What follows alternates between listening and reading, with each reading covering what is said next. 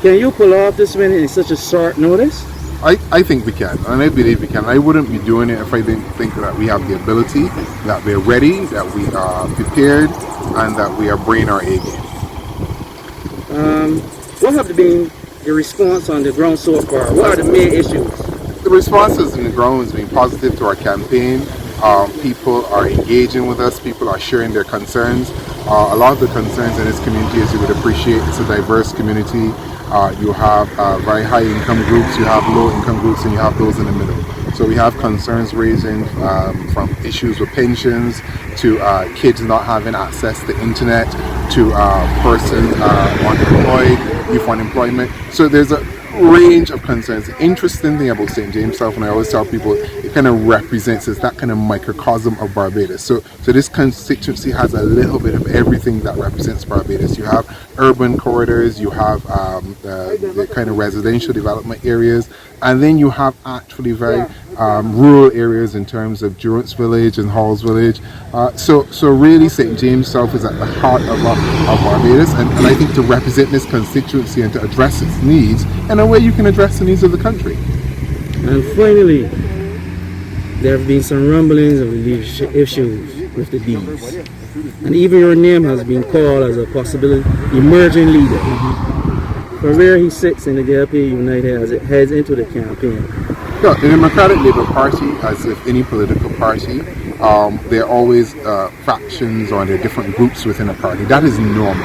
Every party is a broad church. You have different interests. That does not mean the party is not united.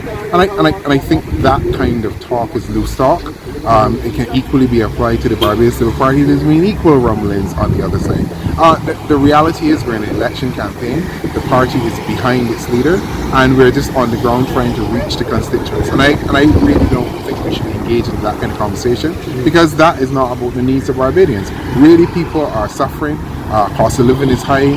The inability of government to address that during COVID, the inability of government to provide jobs, the inability of government to start and finish projects, and that's really been the hallmark of this government. Nothing, and all the projects announced have not been started. You can't blame COVID. There's only so much blame you can assign to COVID. There's only so much blame you can assign to the previous government. At some point, you have to man up, woman up, and take responsibility to recognize you are now the government and do your job. And if you're incapable of doing your job, step out of the way and let someone else do the job. So really, talk of leadership rumblings on either side. Let me just say that. Either side, that's loose talk, and really we should be concerned with what Barbadians are concerned with, and that's the issues that they're facing on a daily basis.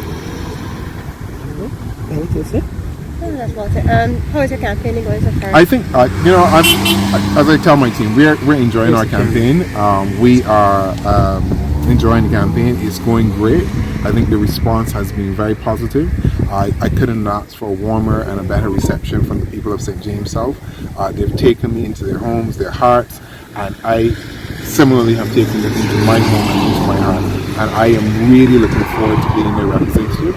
And not only representing the people of St. James South, but being a voice for change. Part of this is listening to the people and trying to reflect what they're saying in your policy, in the projects that you're trying to do, your programs. It's easy for politicians and for persons to come here and say, I'm going to do X, Y, and Z, and you've got your long list of things. But really, what does that mean to the person? That they may not want the X, Y, and Z. They may want A or B or C.